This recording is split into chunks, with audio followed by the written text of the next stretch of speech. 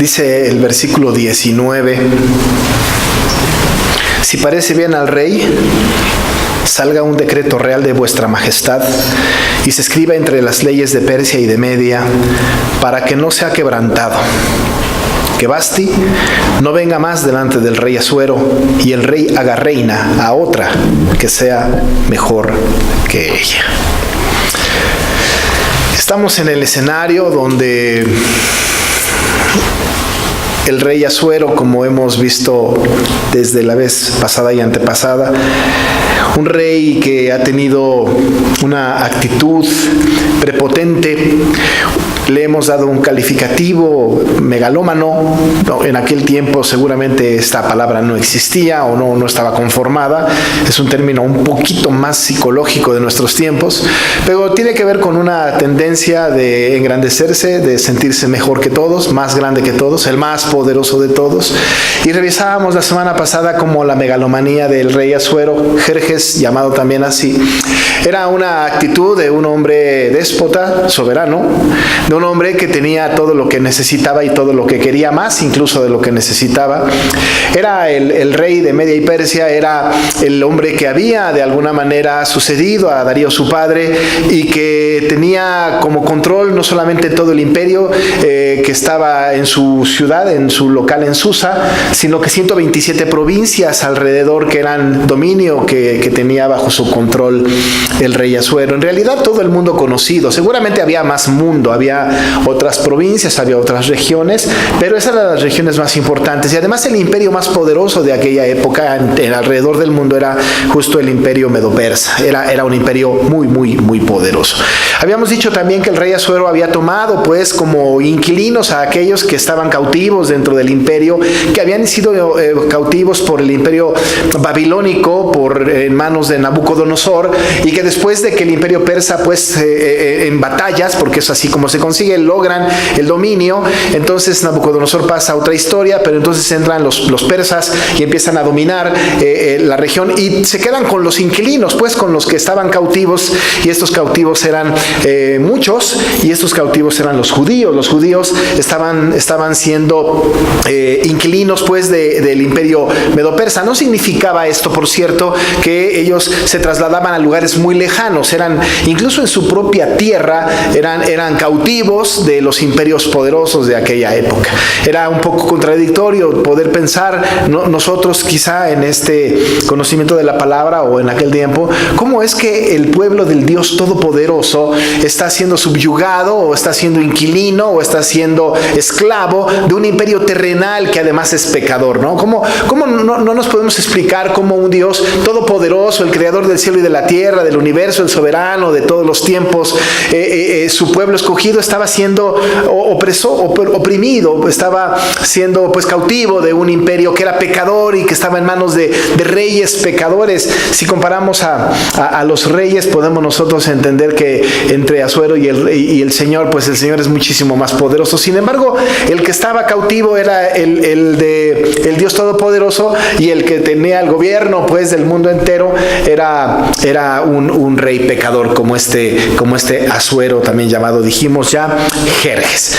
Y la gran pregunta que surge en una historia de esta naturaleza es: ¿por qué pasan estas cosas? ¿Qué sucede con Dios? ¿Qué pasa con Él? ¿Será que se salió de su control? ¿Será que Dios no tenía bajo control el imperio, el mundo conocido de aquella época? La verdad es que sí que lo tenía bajo control. Y no podemos nosotros quedarnos con una historia parcial de Dios, sino que tenemos que tener el panorama completo de Dios para poder entender, no solamente en un momento histórico de este momento, sino en el momento histórico del pensamiento de Dios, en todo el pensamiento de Dios completo.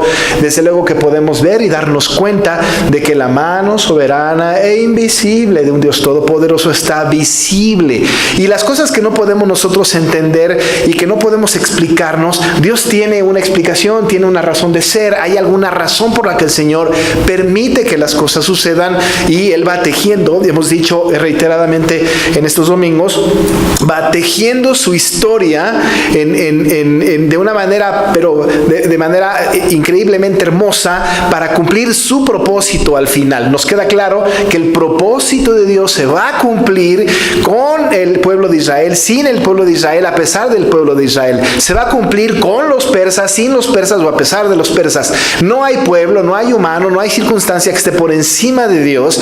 De todas maneras, Dios tras bambalinas, por decirlo de alguna manera, está pues haciendo su plan perfecto para cumplir su propósito eterno y su decreto eterno de preservación del pueblo que Él había escogido. Nosotros vemos en Esther, esta maravillosa historia de preservación de un pueblo, Pero quizá tengamos que remontarnos un poquito al pasado y como 500 años atrás para entender un poco esta historia de Esther. Quizá tengamos que irnos un poco más atrás. Desde luego que esto que voy a comentar ahorita, este trasfondo que voy a comentar, lo comentaré cuando estemos en el capítulo 3, pero vale la pena hablarlo ahora porque es importante que podamos nosotros distinguir un poquito la mente de Dios en el proceso de redención y en el proceso de preservación de un pueblo que Él había escogido. Cuando nosotros revisamos la preservación del pueblo de Israel, entonces podemos garantizar la nuestra, ¿no? Podemos garantizar la nuestra, es decir, Dios está en control de nuestra propia historia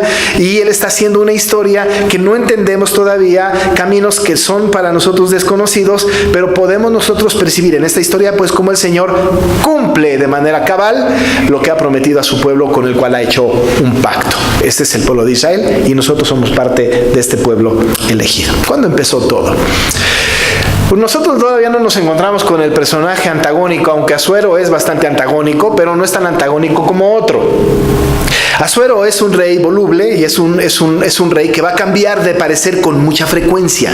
Ahorita va a presumir su palacio, ¿no? Va a invitar al pueblo, va a invitar a los príncipes de Media y Persa a presumir todo lo que tiene y va a invitar al pueblo para que se emborrache incluso, aunque había dado un decreto de que no tomen lo que no quieran tomar, pero denles todo lo que quieran. En fin, está teniendo esta actitud benevolente aparentemente, pero nosotros le hemos dicho este concepto de megalomanía, de presumir, ¿no? Va a ir al extremo de querer presumir a su esposa. Ahora mismo lo vamos a ver. Tenemos pues a este rey con estas características. Luego más adelante lo vamos a ver como condescendiendo, incluso le va a dar un lugar de honor a Mardoqueo más adelante y Esther va a encontrar gracia delante de Asuero y él va a tener una conducta decorosa, va a tener una conducta correcta con Esther. De repente lo vemos como bueno, lo vemos como malo, ¿no? Pero esto no es tan importante. Si no es temeroso de Dios, por muy bueno que sea, por muy buena conducta que tenga, evidentemente no va a agradar ante los ojos del Señor. Como quiera que sea, tenemos este rey voluble que cambia de parecer y que no tiene en su mente nada más que su propia satisfacción y su propio ego. Era un característico de Asuero. Pero hay un personaje todavía más malo, o en verdad malo. Este personaje que es en verdad malo se llama Amán. Y nosotros debemos de saber, porque lo cuenta el capítulo 3 al principio y luego a partir de ahí casi todo el libro, vamos a darnos cuenta de que este Amán es Agageo. Amán Agageo. Tenemos nosotros entonces que pensar un poco en el trasfondo de este asunto. Y hemos de comentar que el trasfondo de este tema, en donde este libro tiene mucho sentido, cobra mucho significado, está 500 años atrás.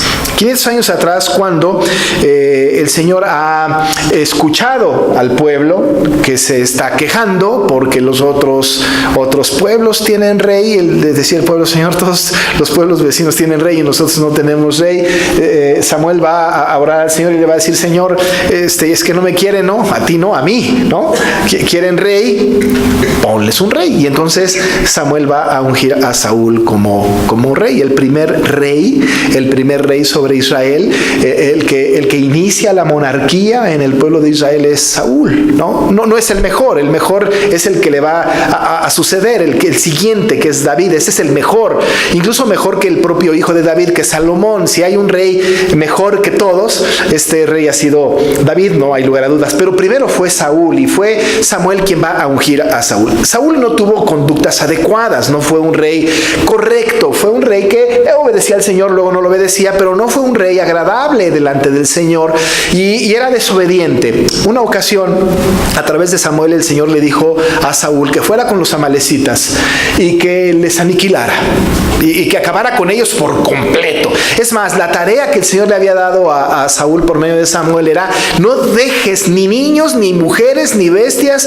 nada, aniquila por completo a los amalecitas, que se desaparezcan de sobre la faz de la tierra. Era la orden de parte de Dios. No vamos a cuestionar la orden nosotros ahora, no vamos a pensar por qué Dios manda a matar un montón de gente, qué tal que hay gente inocente, pero en el contexto y en la cosmovisión cristiana podemos entender que inocentes no hay ninguno. Pero como quiera, manda a aniquilar a todo un pueblo completo. ¿Por qué había pasado esto? Porque los amalecitas habían estorbado en el camino del pueblo de Israel en el desierto, estorbado mucho. Así que entonces había una tarea pendiente de parte de Dios con los amalecitas, y la tarea era: destrúyelos por completo. Saúl va a hacer esta tarea. Va a tomar a su ejército y se va a ir a destruir a los amalecitas. Va a acabar con ellos. Pero una de las cosas que hizo Saúl fue conservar lo mejor de su ganado, lo mejor de sus vacas, de sus ovejas, lo mejor de todo lo que tenían. Pero no solamente quería quedarse con lo mejor, sino se quería llevar un trofeo. Y el trofeo que se lleva Saúl con la guerra con los amalecitas es a su rey. Se lo lleva como trofeo, le perdona la vida y lo lleva. Este rey amalecita se llamaba Agag. Y lo va a conservar y lo va a llevar pues como trofeo. Y lo va a tener ahí. Llega Samuel después de un tiempo y se va a encontrar con Saúl y le va a decir: oye, el balido de aquellas ovejas, el mugir de aquellas vacas, ¿qué es lo que tienes acá? Y entonces Saúl le tiene que decir: bueno, pues en la guerra con Amalek me traje, ¿no?, a su ganado, lo principal, lo más importante, para sacrificarlo a tu Dios. Y no solamente esto, sino que además traigo aquí a su rey. Mira nada más nuestra conquista, traemos al rey, ¿no? Saúl está presumiendo lo que hizo, pero evidentemente había desobedecido al Señor, y le dice Samuel: desobedeciste a Jehová, Él te había mandado a aniquilarlos a todos y tú no obedeciste, te quedaste con esto, trajiste botín, trajiste el trofeo, no obedeciste a Jehová tu Dios. Y todavía Saúl insistía: pero las ovejas, y entonces para sacrificarlo a tu Dios, no tiene por qué molestarse, pero por favor intercede por mí, llévame y vamos a sacrificar al Señor y vamos a pedirle perdón. Y la verdad de las cosas es que era demasiado tarde. Lo que sucedió fue que eso fue desagradable ante los ojos del Señor, y Samuel tuvo que tomar cartas en el asunto. Dice la Biblia en 1 de Samuel, casi al final, capítulo 15, que Samuel prácticamente descuartizó a Agag, al rey, es decir, lo aniquiló, lo acabó con él, porque lo que no había hecho Saúl, ahora lo tuvo que hacer Samuel, y acabó con él. Lo más triste del asunto es que al final del capítulo 15 vemos nosotros una condición bastante desagradable. Desde el versículo 33 del capítulo 15 de 1 de Samuel dice: y Samuel dijo: como tu espada dejó a las mujeres sin hijos, así tu madre será sin hijos entre las mujeres. Entonces Samuel cortó en pedazos a Agag delante de Jehová en Gilgal, y se fue. Luego Samuel a Ramá, y Saúl subió a su casa en Gabá de Saúl. Y termina así el versículo 35. Y nunca después vio Samuel a Saúl en toda su vida. Y Samuel lloraba a Saúl, y Jehová se arrepentía de haber puesto a Saúl por rey sobre Israel. ¿Y por qué pasó esto? ¿Qué pasó con el Señor? Porque Saúl no le había obedecido y perdonó a Agag. Claro, fue descuartizado por Samuel, pero ya había tenido descendencia. ¿Y los hijos de Agag? A partir de esto, tuvieron la posibilidad, porque no fueron aniquilados, de sembrar en su corazón una venganza. Se convirtieron, por supuesto, en los principales antisemitas y juraron por siempre que iban a aniquilar, a desaparecer sobre la faz de la tierra a los judíos. Una cosa que estaba arraigada en el corazón de los hijos de Agag. Uno de los descendientes de Agag, 500 años después, era Amán, agageo, aquel que estuvo como principal de la corte de Asuero en la época de Esther en el imperio medo-persa. Así que entonces había una consigna. Amán, siendo el principal del rey, que se sentaba junto a él, que le daba toda la autoridad, e incluso mandó a los pueblos vecinos, a todas las provincias, que se inclinaran ante Amán, era el que tenía en sus manos la posibilidad de aniquilar al pueblo judío.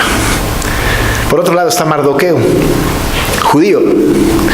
Y ustedes van a ver, si leen el capítulo 3, que Mardoqueo no se inclinó ante Amán. ¿Por qué no se inclinó? Porque él sabía. Mardoqueo sabe la historia. Amán sabe la historia. Amán va a ir en contra de Mardoqueo, lo va a querer aniquilar porque no se inclina delante de él. Pero Amán más adelante va a tener el anillo real con el que va a poner un sello para que un día, a una hora muy concreta, todos los judíos desaparezcan de sobre la faz de la tierra. ¿Qué va a hacer Dios con esto? ¿Dónde vemos nosotros a Dios en todo este asunto? Pues el Señor se vale de sus propios recursos y el Señor va a hacer su propia voluntad y va a empezar a trabajar la historia de la humanidad, la historia del imperio medo-persa, la historia que está transcurriendo en aquel momento para cumplir con su santa voluntad y preservar a su pueblo. ¿Y de quién se va a valer? De una mujer. Pero ¿quién es esta mujer? ¿Cómo llega esta mujer a estar delante del rey para que sea la que rescate al pueblo de Israel de este temerario hombre que quiere acabar con los judíos? Bueno, ella es Esther. ¿Y cuándo entra en escena? ¿En qué momento? ¿De qué manera? Nosotros tenemos entonces que ver a Dios en medio de todo esto, cómo Él va poniendo todas las cosas para que esta mujer llegue al trono. Una judía cualquiera, una judía del reino de los esclavos. ¿Cómo llega ella a entrar al palacio de este rey Asuero para interceder por su pueblo? Tenía que pasar varias cosas. Uno, tenía que el rey hacer una fiesta de 6 meses para invitar a todos los príncipes de las provincias a una gran fiesta y presumir todo lo que tenía. Tenía que invitar a todo el pueblo 7 días más para emborracharlos y hacer sentir su poder sobre su reino. Otra de las cosas que él tenía que hacer en el pensamiento de Dios, en la soberanía de Dios, en el decreto, en el plan de Dios, es que ya Dios lo tenía todo bajo control. Tenía él no solamente que hacer todo esto, sino que además, ya bien borracho, tenía que mostrarle a todo el pueblo y a los príncipes de las provincias, tenía que mostrarle lo más valioso que tenía y presumir lo más valioso que tenía. Y lo más valioso que tenía era a su hermosa esposa Vasti. El colmo de los colmos, ¿no es cierto? Porque ya presumí mi castillo, mis vajillas, mis vasos, mis palacios, mis columnas, ya les emborraché a todos, hice un gran festín, soy el más importante del mundo, pero ahora bien borracho quiero enseñarles qué mujer tengo. ¿Qué mujer tengo? Vasti había hecho un banquete también. Dice la palabra en el versículo 9 que la reina Vasti también hizo banquete para las mujeres de la casa real del rey Asuero. Pero a los 7 días, estando borracho el rey, porque dice el texto, el 7º día, estando el corazón del rey alegre del vino, entiéndase borracho, ese es un eufemismo para decir borracho, ¿no? Entonces, estando pues alegre de corazón, dice el texto, el corazón del rey alegre del vino, entonces manda llamar a estos príncipes, ¿no? Que cuesta trabajo decir sus nombres, pero es Mehumán, Vista, Arboná, Victa, Abacta, Setar y Carcas, 7 eunucos, que servían delante del rey y que estaban a disposición del rey, que cuidaban los harenes del rey, los manda a llamar. Era muy importante que fueran 7 y era muy importante que fueran eunucos para que el rey no corriera ningún riesgo de que ninguno de sus eunucos se metiera con ninguna de sus mujeres. Así que entonces los manda a llamar a estos eunucos, ¿no? Los manda a llamar y dice el versículo 11 para que trajesen a la reina Vasti a la presencia del rey con la corona regia para mostrar a los pueblos y a los príncipes su belleza, porque era hermosa. La tarea estaba bastante bien explicada. A ver, eunucos, los que están a mi servicio, vengan para acá, ustedes 7, y vayan por favor al palacio, tráiganme a Vasti, vístanla con la corona real, pónganle la corona real y tráiganla. Mire, es muy atrevido. Algunas versiones incluso dicen, tráiganla desnuda. Es decir, era un tema bastante grotesco, ¿no? Bastante grotesco. No cabe duda que la reina Vasti habrá sido una mujer verdaderamente hermosa. No hay duda de esto. Y además era una mujer que entendía que la desobediencia ante el rey era una sentencia en realidad de muerte. Era muy peligroso desobedecer al rey por muy esposo que fuera. Pero el rey entonces, borracho, la manda a llamar a través de sus eunucos. La respuesta que cualquiera de nosotros esperaría es que la reina dijera, ¿cómo no? Ahorita voy y fuera. Y que entonces hiciera lo que el rey quería y entonces fuera a desfilar, ¿no? Para aquellos que estaban siendo objetos del banquete del rey. Pero no pasó esto. Lo que sucedió es que Vasti desobedeció. Mas Vasti, dice el versículo 12, mas la reina Vasti no quiso comparecer a la orden del rey enviada por medio de los eunucos, y el rey se enojó mucho y se encendió en ira. Simplemente Vasti dijo, no voy. Simplemente no me presentaré ante nadie. No acudiré al mandato rey. No compareceré a la orden del rey. Una mujer tenía 127 provincias gobernadas y que hacían lo que le placía al rey, y su esposa no. Podía gobernar sobre todo su mundo alrededor, pero no sobre su esposa. ¡Qué golpe! Quizá hubiese sido al revés más fácil. Puede ser que 127 provincias no me obedezcan, pero mi esposa sí. Pero aquí era al revés. 127 provincias, el mundo entero está a mis pies y mi esposa no. Eso está para enojar a cualquiera. Para enojar a cualquiera. Él, desde luego, borracho, se enojó muchísimo. Estaba enardecido. ¿Qué habrá dicho la gente alrededor? Mira, nada más, su esposa no lo obedece. Puede con todos nosotros, pero con su esposa simplemente no puede. Se enojó, se llenó, encendió, dice la palabra, de ira. No sabía qué hacer el rey. Por lo tanto, manda llamar a los sabios de su tiempo, porque eso se acostumbraba en aquel lugar, porque sabían la ley y el derecho, y entonces manda a llamar a los siete príncipes de Persia y de Media, los más inteligentes, los sabios de aquella época. Y manda a llamar pues a estos 7, que también sus nombres son difíciles, pero nos queda en la mente uno de ellos, que era Memucán.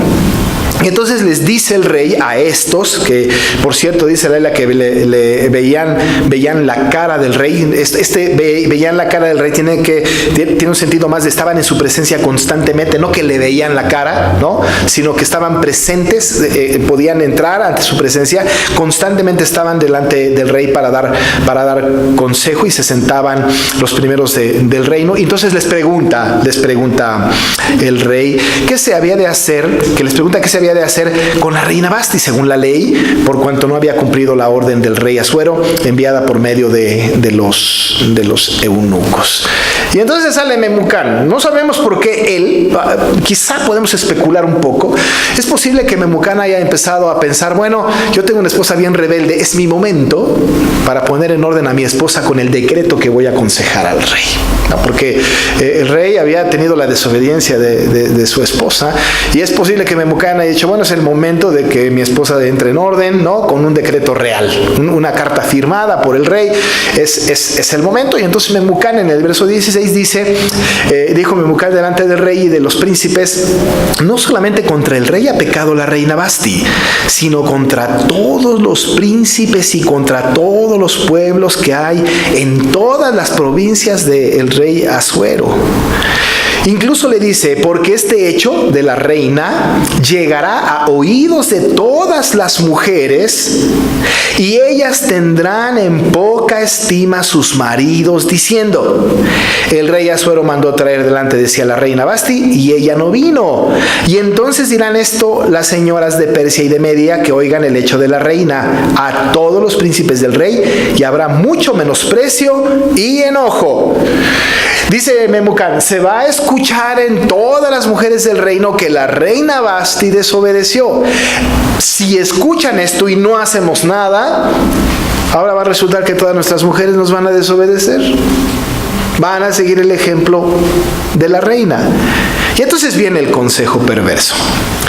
Versículo 19. Si parece bien al rey, salga un decreto real de vuestra majestad y se escriba entre las leyes de Persia y de Media para que no sea quebrantado. Y aquí está el decreto. Que Vasti no venga más delante del rey Asuero y que el rey haga reina a otra que sea mejor que ella. Que se vaya Vasti y que entre otra. Ese era el decreto. Resultado de la desobediencia de la reina, entonces se va a traer a otra.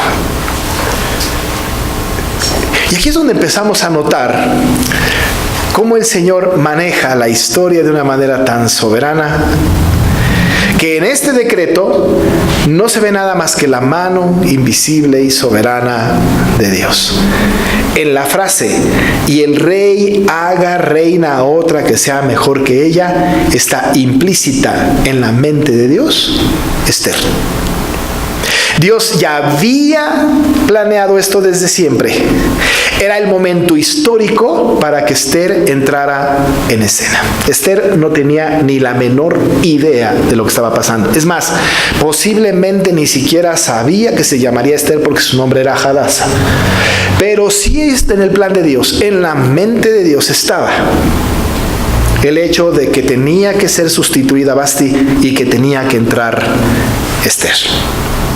Nosotros podemos percibir ahí a este Dios maravilloso que está tramando un plan, que está tras bambalinas manejando el pensamiento de los poderosos, está manejando incluso la maldad de los poderosos, está manejando la historia perversa de Media y Persia para cumplir con su voluntad. Ni el rey persa Asuero, ni la reina Vasti, ni los príncipes de Media y Persia, ni los eunucos, nadie ahí se imaginaba que era Dios que tenía control de la historia y que estaba haciendo su soberana voluntad, dirigiendo el pensamiento, los corazones y las mentes de todo mundo para cumplir la voluntad de este Señor maravilloso que tenemos, que es el Señor Jehová de los ejércitos. Viene bien pues recordar las palabras de Isaías en el capítulo 55, versos 8 al 11, cuando dice: porque mis pensamientos, dice Dios, no son vuestros pensamientos, ni vuestros caminos mis caminos, dijo Jehová.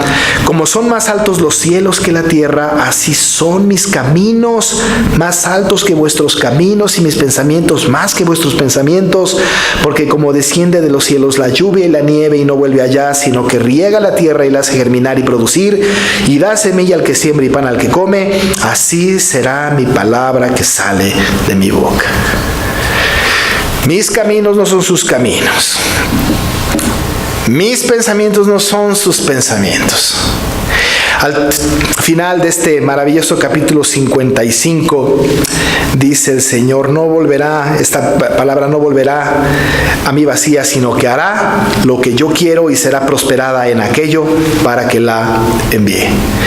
El Señor está haciendo su voluntad, está cumpliendo su plan perfecto, está haciendo que todos los acontecimientos históricos confluyan en su voluntad, está haciendo que el pensamiento de Asuero, que el pensamiento de Vasti, que el pensamiento de los eunucos, que el pensamiento de los príncipes estén dirigidos en una dirección. Estaba en la mente de este Memucán que estaba recomendando que corrieran a Vasti para que trajeran a otra, y Dios estaba controlando completamente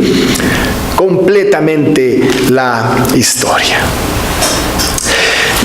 Una posibilidad de truncar el plan de Dios hubiese sido que el rey Asuero dijera: no, la verdad es que a mí Vasti me gusta, amo a Basti y me quedo con Basti. Pero lo que pasó es que el decreto que dicta el rey será, dice Memucán el 20, oído en todo su reino, aunque es grande, y todas las mujeres darán honra a sus maridos, desde el mayor hasta el menor.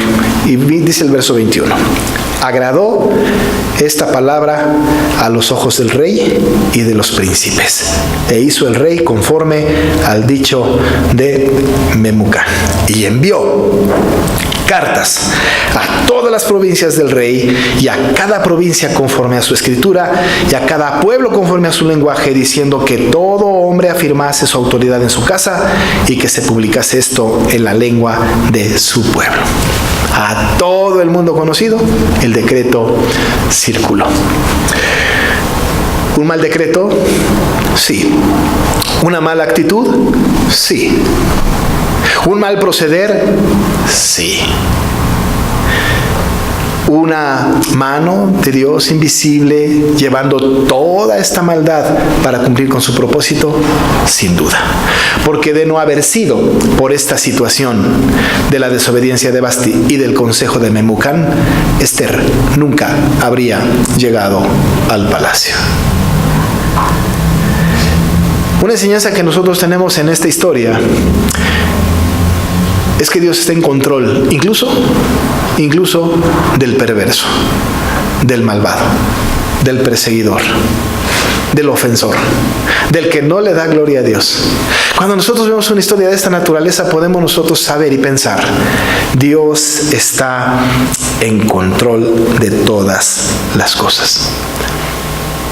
Proverbios 21:1 dice, como los repartimientos de las aguas, así será el corazón del rey en la mano de Jehová. A todo lo que quiere, lo inclina. Incluso pues, el corazón de Asuero fue inclinado a justo lo que Dios quería que sucediera. Esto no salvó, por supuesto, a Asuero de la ira de Dios. Pero lo que estaba haciendo Dios en esta historia era poniendo paso a paso los acontecimientos y las personas para que su plan de preservar a su pueblo escogido tuviera éxito y el pueblo no fuera aniquilado. Hermanos, nosotros tenemos el final de la historia. Sabemos que el pueblo de Israel no fue aniquilado. Si hubiese sido aniquilado, no estaríamos nosotros aquí. No fue aniquilado. Conocemos la historia. Pero en ese momento nadie sabía lo que estaba pasando. En ese momento nadie entendía lo que estaba pasando. En el momento en que sale el decreto para destruir a todos los judíos y los judíos se enteran, nadie sabía lo que iba a seguir. El único que sabía y el que manejó todos los acontecimientos para que Esther fuera al palacio e intercediera por su pueblo, solamente lo sabe Dios hasta este momento. Dios cumple su propósito en un momento especial, cuando Él quiere, de la manera que Él quiere. Lo que nosotros aprendemos es dejarnos dirigir por Dios, dejar que Él siga trabajando su propia historia, ser temerosos del Señor y dejar que Él nos lleve por donde Él quiere llevarnos para cumplir su propósito. Termino recordándoles el Salmo 138:8. Jehová cumplirá su propósito en mí. Él cumplirá su propósito en nosotros. Cumplió su propósito en el pueblo en este momento, sin duda cumplirá su propósito en nosotros. Vamos a orar. Muchas gracias, Padre, porque a través de esta historia nosotros podemos contemplar y alabar a un Dios soberano e invisible, que inclinas el corazón de los reyes y sin duda el corazón de todos los que somos creación tuya. Padre, no hay ningún momento histórico que te sorprenda, no hay nada que te estorbe. Incluso ahora podemos entender que las cosas que suceden por tu voluntad, porque así lo has determinado. ¿Para qué? Para cumplir con tu propósito eterno de la salvación de tu pueblo escogido. Padre, nosotros sabemos que nosotros, tu pueblo escogido, preservaremos hasta el final. Perseveraremos, Señor, por tu gracia, y nuestro destino está marcado, la vida eterna con Cristo Jesús. Gracias, Señor, porque podemos confiar pues en tu mano soberana e invisible que dirigirá nuestra vida hacia tu propósito eterno, y estamos contentos y seguros de que así será, porque es tu promesa eterna. Alabado y glorificado seas en el nombre de Jesús. Amén. Hermanos, vamos a estar de pie para recibir la bendición de nuestro Dios y después de esto cantaremos la doxología 430. Y ahora que la gracia de nuestro Señor Jesucristo, el amor de Dios el Padre y la comunión con el Espíritu Santo sea con cada uno de ustedes, desde ahora y para siempre. Amén. Cantamos himno 430.